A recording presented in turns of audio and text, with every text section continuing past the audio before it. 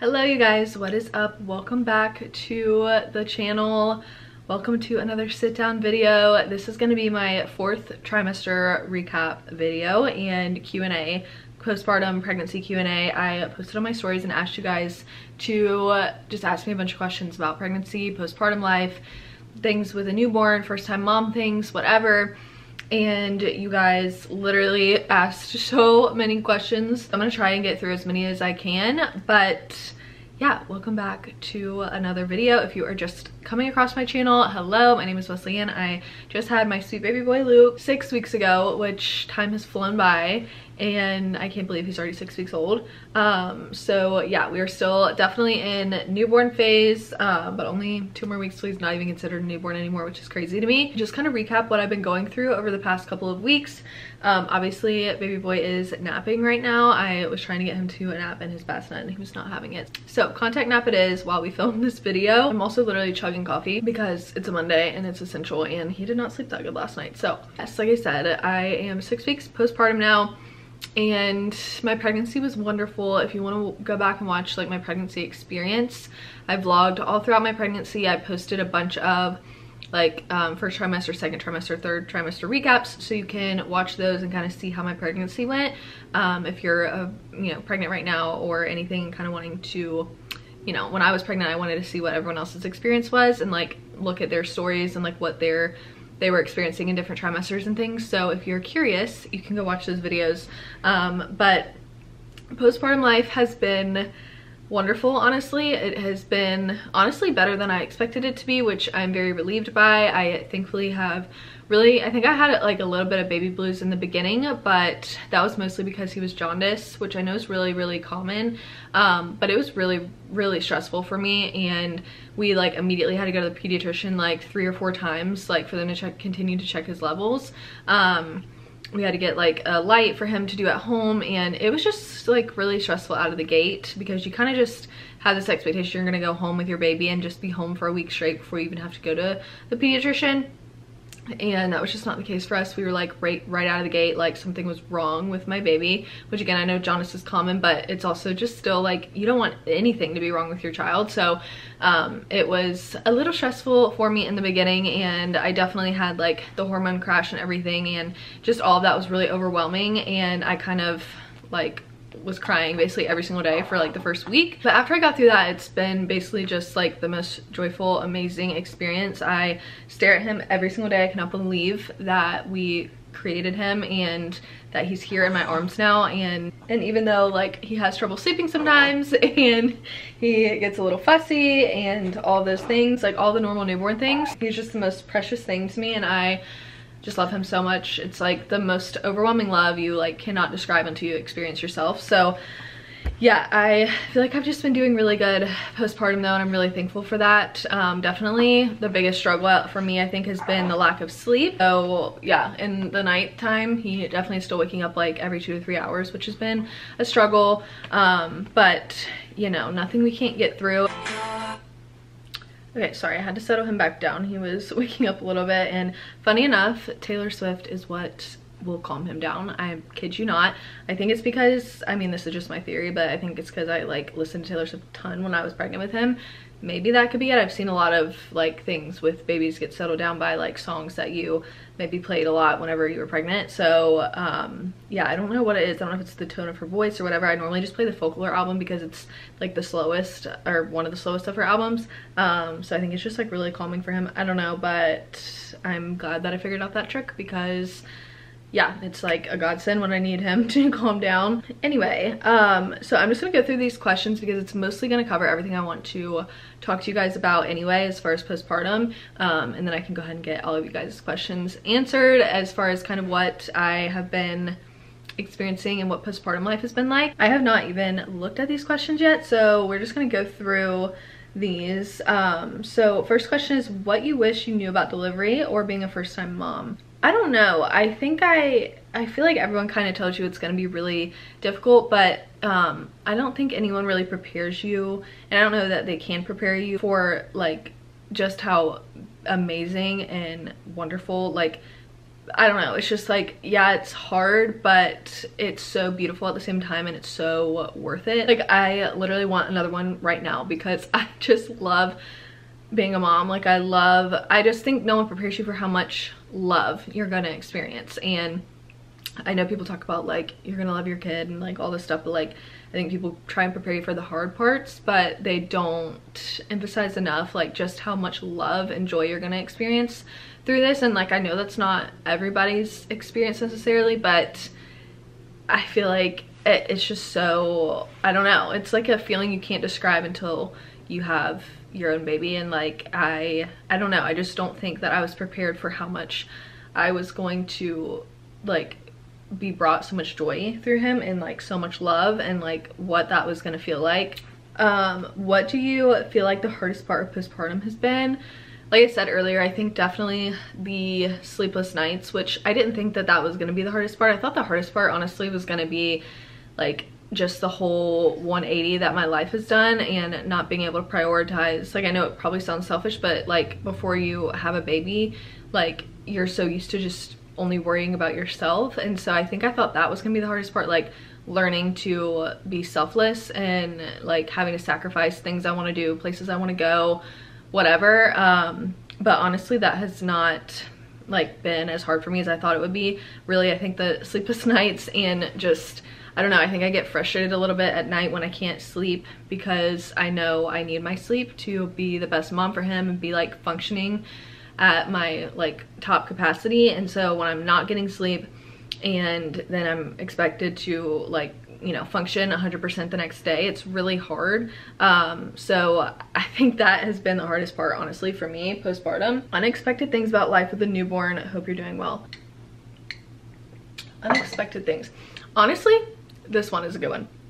How many diapers you're gonna go through. I think I didn't realize like the diapers and wipes are crucial. Like, every mom in my life from now on, I'm gonna buy them diapers and wipes. Like, thankfully we had so many people buy us diapers and wipes, we haven't even bought any yet, so we are like fully stocked there. But I think that is just something that I was not prepared for, is how often they pee and poop. Like, I did not, I don't know, it's just like one of those things that doesn't get brought up, obviously, and so you don't really even know what to expect with it. And then you have them and you're like, holy crap, like they pee and poop so much. So I would say that's one of the most unexpected things for me. So just be prepared for lots and lots of diaper changes. Okay, this one says worst part about birth. I'm so scared.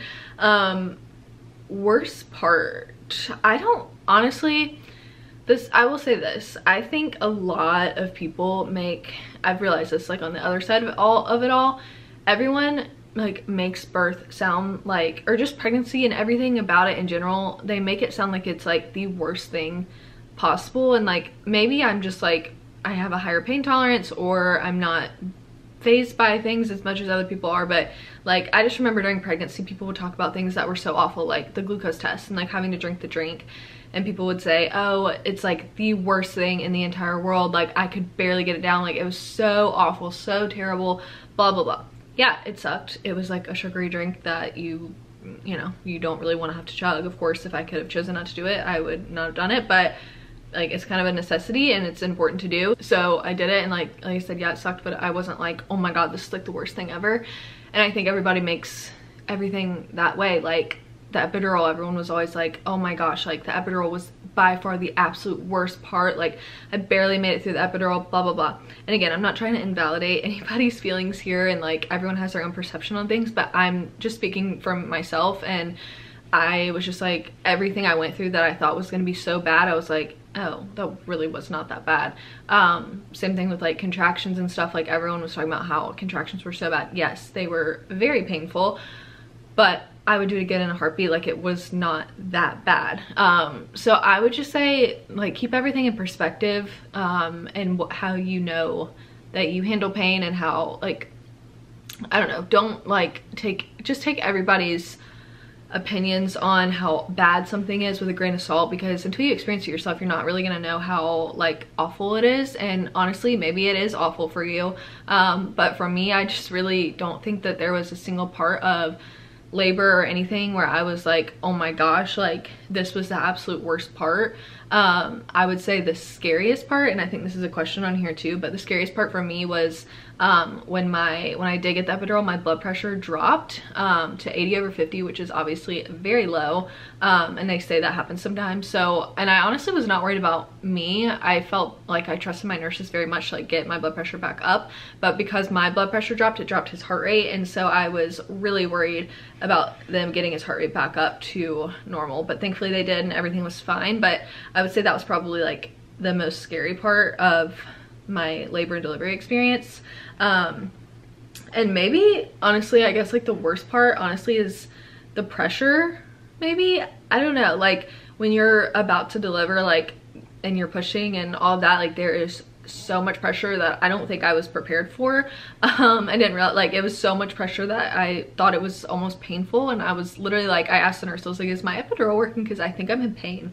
She was like, no, it's just how much pressure like you're feeling. Trust me, if your epidural wasn't working, you would be screaming right now. I was like, oh, okay.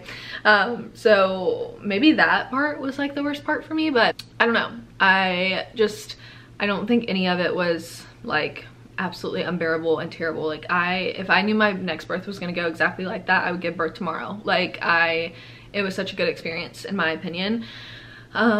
So yeah, but everyone's perspective is different. Like I shared my birth story on TikTok, and I said it was a positive birth story, and some people commented and said like, this would not be a positive experience for me. Like I would not consider this a positive birth story. And I was like, okay, that's, you know, your opinion, and everyone just has such different perspectives and preferences when it comes to birth.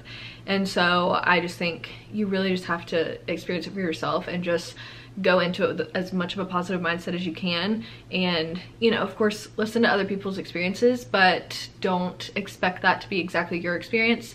Or if it is your experience and you would consider it a positive experience, like, you know, I mean, that's great. Like for me, an induction and how everything went for my birth was great and positive and amazing, and I would do an induction again because I had a good experience with it in my opinion. But a lot of people don't, and that's totally fine. That's, you know, their experience and what they are, you know, and that's their opinion. So yeah, I don't know, that was kind of a long-winded answer there, but I don't think there was like a part that I would consider the worst part. I think it was all pretty much like smooth sailing, and it was all pretty much like bearable and doable and something I would do again.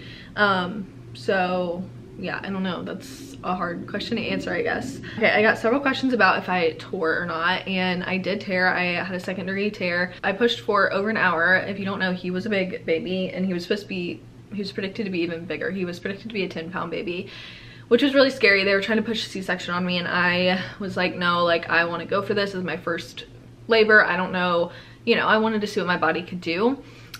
Which is why we opted to do an induction, just so like if he was gonna get like super big, we weren't just like, you know, playing this waiting game and like allowing him to like grow into this ginormous baby. But thankfully he was 8 pounds and 5 ounces again, which is on the bigger side somewhat, but to me, I feel like it was perfect size. I'm very, very thankful that I was able to deliver him. But yeah, I did push for a good while, and I think, like I said, a lot of that had to do with his size, and I think that's also a little bit of why I tore. He also came out with his hand on his face like this, which I expected that to happen because every single ultrasound we had, his hand was like this. He still even sleeps like this sometimes if he's not swaddled. So I fully expected him to come out like that, to be honest, and it kind of worried me that he might get stuck if his hand was like up like that, and it might get like lodged on my pubic bone or something, but thankfully it didn't. And he came out, but my doctor said that's also part of why I tore, because his hand was up like this.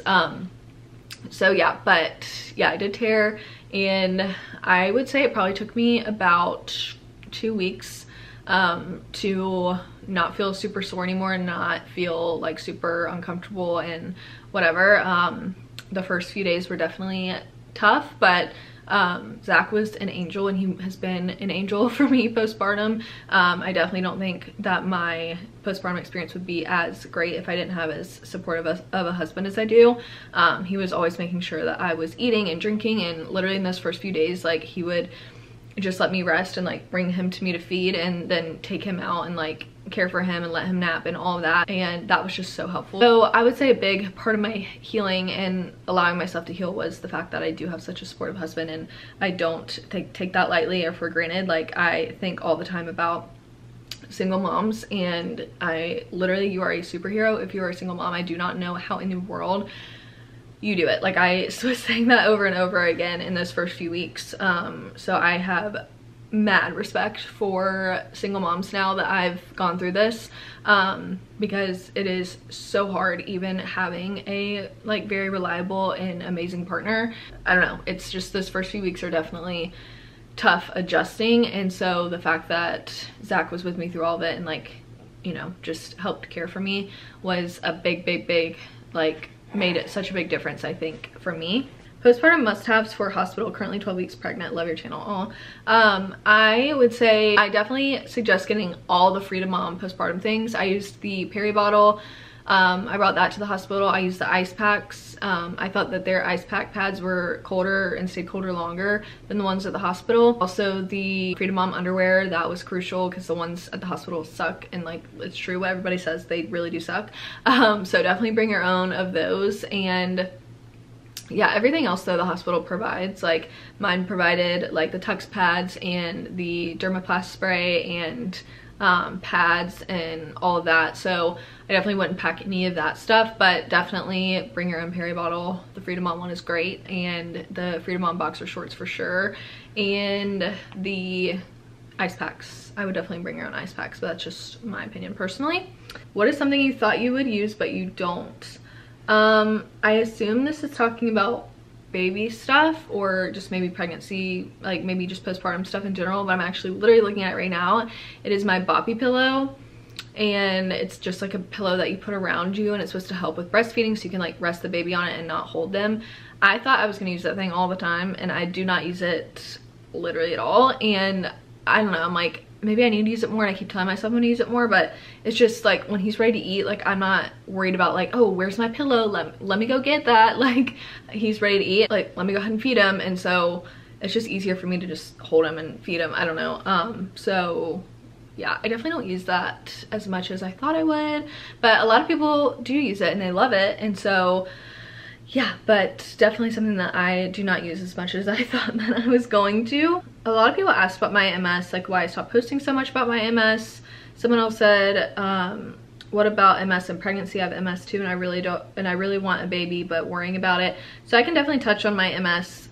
If you don't know, I have multiple sclerosis. I was diagnosed about 3 years ago, and that was really a hard pill to swallow for me, especially in the beginning, because I had a bad doctor in the beginning and he basically told me I could never get pregnant, which was really, like I said, a tough pill to swallow because Zach and I have always wanted a family. But I would say, as far as like figuring out, like if you do want a baby and you do have MS, find a neurologist that you trust and that is going to do what, like, to advocate for you and your goals for your life. My neurologist is so amazing, and I've had several people DM me. If you want to know who he is, if you're in the Charlotte area, let me know, because he is so great. I've referred several people to him because he is so amazing. If he could be my doctor for everything, I would make him my doctor for everything.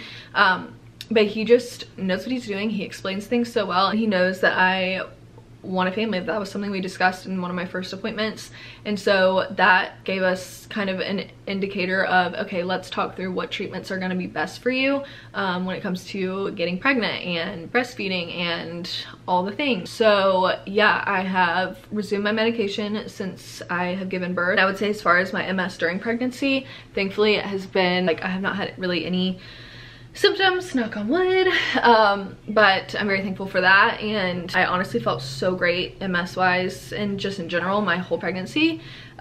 So yeah, I'm very thankful for that, and I feel like that's a common trend. I saw a lot of stuff about people that have MS and feeling really great during pregnancy, so that's like another reason I'm like, maybe I should get pregnant again so I can feel great. But no, I definitely think it's a scary thing to think about, having an autoimmune condition and how it's going to affect you when you do get pregnant. And I would say, like, I was so worried about it and so stressed about it before getting pregnant, during pregnancy, all the things. Not really during, but like when I first found out I was pregnant.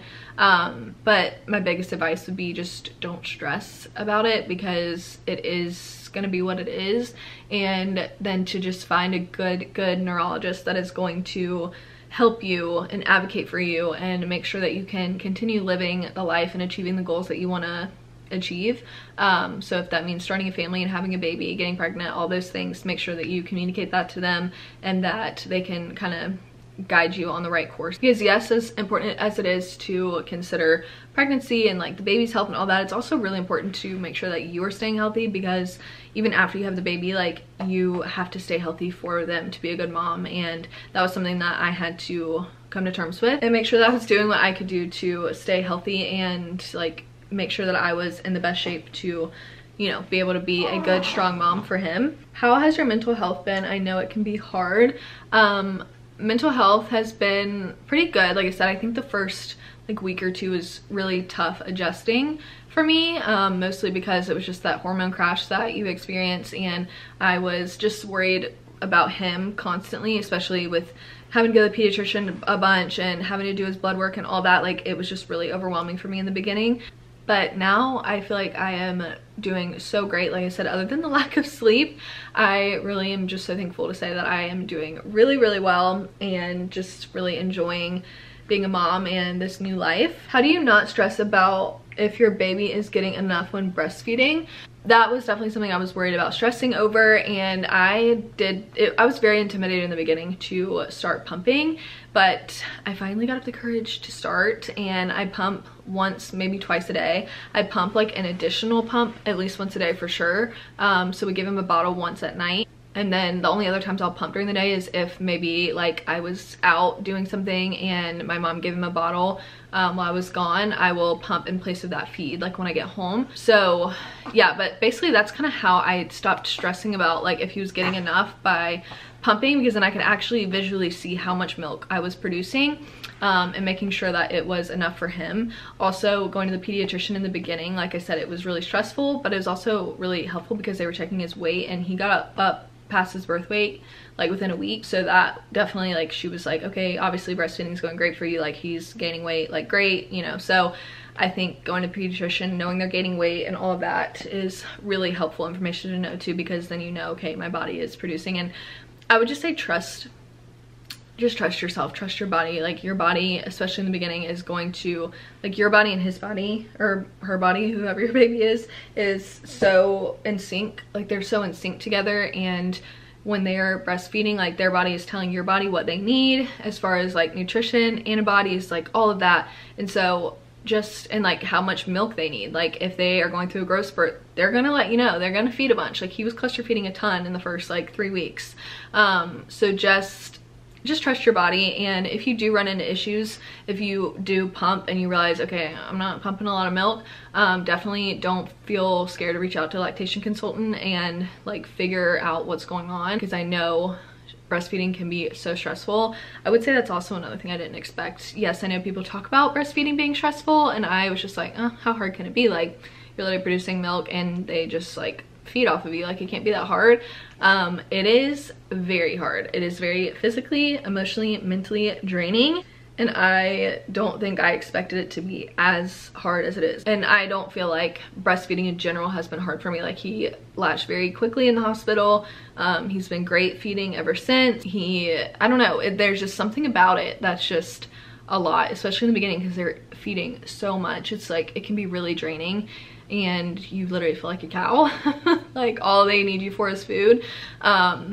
So it is definitely physically very hard and mentally very hard, but at the same time I know like I am producing enough milk for him, and I definitely want to continue breastfeeding as long as I can. So yeah, I hope that answered that question about how I know I'm producing enough. But I would definitely say if you don't have a pump, to get a pump and do that, because that'll help you know that you are making enough milk. And then also, like I said, if they're gaining weight and they're peeing enough and pooping enough. But I'm no doctor, so talk to your pediatrician to make sure that they're doing well. But I definitely, like I said, think that those few things, like if you're keeping tabs on that stuff and everything seems good, then they're likely getting plenty of milk from you. Did you use any app to track contractions, and did you use one to track feeding nappy changes? Yes. So I use the, what did I use to time contractions? I think it's literally just called contraction timer. I might have deleted it. I think I deleted the app off my phone because I was like, I don't need that anymore. But I think it's literally just called contraction timer on the app store, and it was really straightforward. So I just used that to time. I didn't go into labor on my own at home. Like, I was induced, so I didn't really need to time contractions. They were timed for me at the hospital, but I did have a couple false alarms like a week before I thought I was going into labor, and so I would start timing the like Braxton Hicks contractions that I was having, and I used that, and it was really helpful to know, like, okay, is this the real deal or is this like a fake out? So that is what I use for that. And then as far as tracking feedings, I use the Huckleberry app, which is so great. It lets you track like everything, like sleep, feeding, diaper changes, pumping, medicine, growth, temperature, like activity, like everything. You can track their entire life basically in this app. I personally just use it for feeding and sleep because I think everything else is kind of overwhelming for me right now, but I'm sure I'll use those eventually. Yeah, but I definitely think the feeding is super helpful because it also lets you know like which like breast you fed from last and how long they fed, and yeah, it's just really helpful to track that. And it helps you track too, like their sleep, like seeing how long they're sleeping at night and all of that. So I definitely recommend the Huckleberry app, and I've been using the free version, but I definitely think I'll probably upgrade to the paid version eventually because it allows you to like, it gives you like a lot more insight into like their feeding and their sleep schedules and all that. If you're tracking it, it'll help you like figure out when they need to go down for a nap or how long they need to be awake and all that. So I've been using that app religiously. Okay, speaking of breastfeeding, I needed to feed him really quick, so I'm bringing you guys in a little bit closer so I can finish this while he eats. But okay, let's see. Actual postpartum supplies you need, don't need. I already touched on that really. Breastfeeding tips. Like I said, don't be afraid to reach out to a lactation consultant because they are there for a reason, and definitely utilize them in the hospital and your nurses in the hospital to make sure that they are like latching properly and getting like colostrum and all of that, because that is really important, especially in the beginning, for them to be peeing and pooping a bunch, especially if they have jaundice, which like I said, I know jaundice is really common. I also didn't realize how common jaundice was, so don't be like freaked out if your baby is born with jaundice because it is so common. It's essential for them to like pee and poop all of the bilirubin out, so definitely just feed as much as possible, especially in the first 2 weeks. I think that that is a big tip, at least in my opinion. Like I said, if you want to make sure they're pumping or they're getting enough food, definitely pump. I think for me that's been crucial to building a like freezer stash and everything too, is just pumping at night. I do have a slight oversupply. I'll pump him like a fresh bottle at night. Zach will give it to him, and then I will just, whatever I have left from that pump, I will put into a bottle and eventually put it in the freezer for a freezer stash. So, and I'll just keep it in the fridge for a little. I posted like how I do my breast milk storage and everything in the last vlog that I posted if you're interested in seeing that. Also for breastfeeding, I would say definitely like keeping your supply up. Stay so hydrated. I drink like 2 body armors a day, and I drink like tons of water. I think that that's crucial. Obviously like eating is important too, your nutrition's important too, but definitely staying hydrated is I think key to keeping your supply up. So that would be my recommendation, is get body armor and drink it all day long. Postpartum nutrition / supplements. So supplements I've been taking, I continue to take my prenatal because my doctor told me to do that. I've seen a lot of people say to do that, so I've continued to do that. I think there is also a postnatal, so I take Ritual prenatal vitamins. I took them all pregnancy. I just really trust the brand, and they're really easy to get down. I know some prenatal vitamins suck, so definitely shop around for which ones like you can stand, but the Ritual ones are really good. They have a postnatal vitamin, but I think it's pretty similar to the prenatal as far as like vitamins are in it. And my doctor just said to continue to take prenatal so that I'm continuing to get those nutrients, especially since you're breastfeeding. So I'm continuing to take that, as well as my B12 and D3 supplement, because those are just like what I've always taken. And yeah, as far as like nutrition wise, I will say it is really hard to get in like good nutritious meals while taking care of a baby. So I do my best, but I snack a lot throughout the day. I try and eat like a bigger breakfast if I can, like eggs, hash browns, toast, fruit, all that. And then throughout the day I will just kind of snack. So I keep the Archer like beef sticks on hand for a good easy protein, the Chobani complete little yogurt shakes are really good for protein, and then granola bars, easy to grab and filling, just things like that. Just keep them on hand, because one, you'll be really hungry if you're breastfeeding, and two, it is just like so much more convenient than like, okay, let me try and sit down and think of a meal to make for myself for lunch. Like, let me find the time to even make that meal. So yeah, that is kind of like nutrition wise what I've been doing. Must have postpartum items, I touched on that. And then exercises, advice, blah blah. Okay, I have not gotten back to exercising just yet, and I am still trying to figure out like how to rebuild my core, because that is the one thing that you really lose during pregnancy, which makes me sad, because I like had a really strong core like before I was pregnant, and so losing that was really tough. But I feel like there are a ton of resources on like even TikTok and Instagram of like good exercises to use to rebuild your core. So once I am cleared to exercise again, which I'm going to my OB appointment this week, then I will be doing those exercises for sure. I probably could do them right now, but honestly, last thing on my mind is like doing exercises right now. How to not be extremely nervous to give birth. I'm 18 weeks and terrified.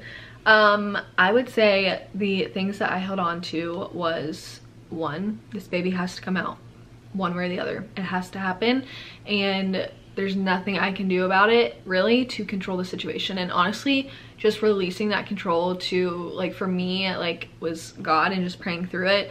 But whatever you believe in, just like releasing that control is so freeing, and just knowing like it is what it is, like, and just accepting that like really helped me mentally. Also, when you get there and you meet your nurses, and I feel like everyone talks about how great their nurses are, my nurses were amazing, you immediately kind of just feel this peace like come over you. At least I did when I got to the hospital and met all my nurses. Like, they were so great, and like you could just tell they knew what they were doing, and like this is an everyday thing for them. And I don't know, that to me just made me feel really good. 3 for me was just remembering that like my body was literally made to do this, and that was a big reason why I didn't go for the scheduled C-section stuff, because I truly just had a lot of confidence in that my body could birth this baby, and I just felt, like I said, that I could do it. And just be as positive minded as you can. There's no point in stressing and worrying, because you can't control any of it. And I know that's way easier said than done, but just try and be so positive about it, and just think like how great it's going to be to hold that baby in your arms, and like everything that you go through is going to be so worth it. And I, like I said, can speak from experience that it was not as bad as I thought it was going to be. I know not everybody feels that way, but for me it just really was not as bad as I was expecting it to be, and I'm very, very thankful for that. Just go into it like being positive, and just keep telling yourself it's not gonna be that bad, and I promise you it probably most likely won't be. I also got a lot of questions about body image, and I kind of wanted to end on this note, because I definitely think it can be a big challenge through pregnancy, postpartum, all that. Your body changes so much, and that's stuff that you either feel internally or things you see in the mirror. And I just think that there's several things that like got me through watching my body change through pregnancy, and one of those things was just knowing like how superficial it was for me to just be so focused on how I was looking, when my body is literally producing a baby. Like, it is giving life right now, and I'm worried about like if my like skin on my stomach is stretching. Like, I don't know, it's just when you put it in perspective, it's really not that big of a deal. And like I said, I'm not trying to discredit whatsoever like people that struggle with body image, because I know it is something that can be really mentally taxing and very difficult to go through. But I just kept having to remind myself of that as I watched my body change, and it really just gave me such a positive outlook. Like I was like, oh my gosh, like I have a bump like now. Like I don't know, I was really like excited when my body would change and when I would get bigger, just because I knew that meant that he was growing. And so I think you just kind of have to switch your perspective a little bit through pregnancy, because obviously if you weren't pregnant and you were gaining weight, obviously you're gonna look in the mirror and be just devastated and like, what can I do to like not make this happen and whatever. But when you're gaining weight and getting bigger in pregnancy, it's because like your literal baby is growing, and that means they're healthy and they're getting bigger and you're getting closer to meeting them. And so just changing your mindset a little bit can definitely help. Again, I'm not saying it's easy, and I'm not saying that that completely invalidates or discredits like the mental battle that people go through when it comes to body image and changes. I 100% acknowledge that and respect that, and I know how difficult that can be. But I'm just speaking again from my experience and like what really helped me get through watching my body change through pregnancy. And then postpartum, watching my body change honestly has been a little more difficult for me than pregnancy, just because I'm like, okay, like when is my body gonna go back to normal? And I think it's because now I don't have him in my body anymore, so it's just me now, and I'm kind of looking at it like, all right, like I still have some flab on my tummy and my arms still look a little bigger and my face still looks fuller, and like when am I gonna shed off this weight? Which I did lose like a good bit of weight right after I had him, but that's obviously to be expected. Like you're literally carrying so much fluid and a literal human and a placenta and all of that. So yeah, I think I just really now I'm ready to get back into a workout routine and just be able to kind of get myself back into somewhat of good shape and just start eating a little bit better and all of that, which we have been eating a lot better than I was like at the end of my pregnancy. I was like, I don't even care, I'm eating whatever I want. But now I'm kind of like watching a little more of what I eat, making sure that I'm, you know, staying as healthy as I can, one for breastfeeding purposes, but two so that I can kind of get back to like where I was pre-pregnancy. And just give yourself grace and don't be hard on yourself, because eventually you'll look back and be like, oh wow, like look how far I've come, and I have made so much progress in my postpartum body journey. And I don't know, that's what keeps, like I keep being like, okay, I'll get there eventually. It might not be today, it might not be tomorrow, but eventually I will love my body again and be, you know, I look at it now as like I still do love my body. Like it's changed a lot, and I look in the mirror and I'm like, wow, it looks a lot different, but I like am so proud of my body for what it did and what it gave me. So again, everything is just about perspective in my opinion. Like that's been the common theme through this Q&A is perspective, but it really is like when you have a baby, I think you realize like truly how much everything is just about perspective. Okay, so we are burping. That's another fun part. I would say that's like my least favorite part of breastfeeding is burping. I don't know why. I'm like, oh, like it's kind of like a lot. I'm like, I wish he could just feed and be like happy and awake and whatever. Like I wish the burping part we could skip, but it's essential for him, making sure that he gets his gas out so that he's comfortable, because that's definitely a struggle. I didn't realize, I just thought like some babies got gassy, but like I'm pretty sure every baby struggles with gas, especially in the beginning, because their systems are so new to, like their digestive systems are so new, and they're just trying to coordinate all their muscles and like figure it out. So yeah, I didn't realize that gas and babies go hand in hand, and yeah, we are definitely getting used to that a little bit. But anyway, that is going to end off this postpartum Q&A recap video. I am definitely happy to answer any more questions you guys might have. If I didn't get to your question, I tried to kind of lump a couple of them together because I knew that a lot of them were pretty much very similar, or asking about similar topics. But if I didn't answer something specifically that you want answered, please DM me, and I'd be happy to answer for you. I'm trying to be better about checking my DMs, checking my request DMs, all that. I'm like really bad about checking those, and I'll go check randomly and I'm like, oh my gosh, I have all these messages that are in my requested that I haven't even looked at. So yeah, I'm trying to be better about that. So if you have specific questions, definitely reach out to me and ask, and I will try and get back to you on that. But hopefully I answered most questions in this video. So I hope that you guys enjoyed it. If you are new, like I said, hello, welcome. I hope that you stick around. I do a ton of lifestyle and vlog content and now new mom content on here, so definitely would love to have you on the channel. I think that's going to be it for this video. I hope that you guys enjoyed it and got something out of it, and I will see you guys in the next one.